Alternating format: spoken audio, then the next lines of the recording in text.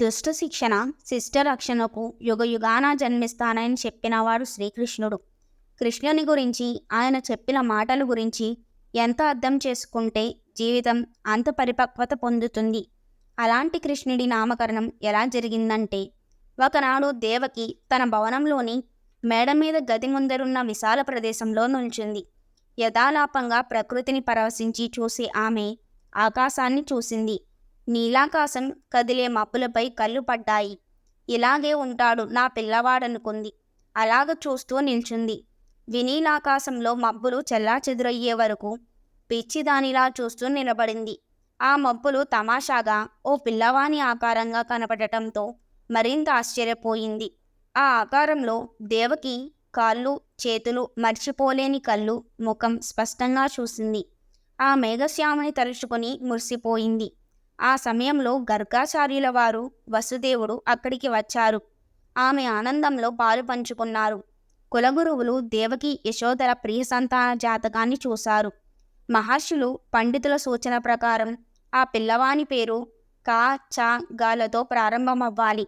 తమాషాగా దేవకి ఊహించుకున్న ఊహల ఘనశ్యాముడే ఆ పిల్లవాడి పేరైంది.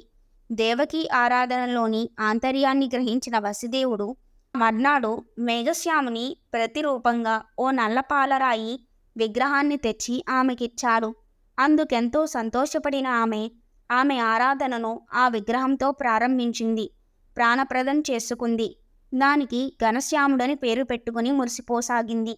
ఈ బొమ్మ, అందులోని ఆమె ఆనందం దేవకీ వసుదేవులకు, గర్గుల వారికి తప్ప మరెవ్వరికీ తెలియదు. అక్కడ గోకులంలో తన పిల్లవానికి నామకరణ మహోత్సవం నందయశోదలు చేయదలిచారు. దానికి తగ్గట్లుగానే నందిని భవంతి, సభాప్రాంగణం వగైరాలు అలంకరించారు. అద్భుత శోభలతో మామిడి తోరణాలు, అరటి చెట్లతో అందర్నీ ఆహ్లాదపరుస్తుందా వాతావరణం. ఆ గృహశోభ. కులగురువులు గర్గాచార్యుల వారు తమ పరివారంతో నందుని ఇంటికి వచ్చారు. కులగురువులను మేళతాళాలతో సాదరంగా ఆహ్వానించారు. నందుడు కులగురువులను విలువైన బహుమలతో గౌరవించాడు. యశోద తన ముద్దుల పిల్లవాడిని తెచ్చి కులగురువుల చేతిలో ఉంచింది. గర్గుల వారు తన అదృష్టంగా ఆ పిల్లవాడిని స్వీకరించి పూజ చేయించారు. పాలు, తేనె నాకించారు. ఆచార వ్యవహారాల మధ్య ఆ బాలునికి కృష్ణుడని నామకరణం చేశారు. ఇలా కృష్ణుని నామకరణం జరిగింది.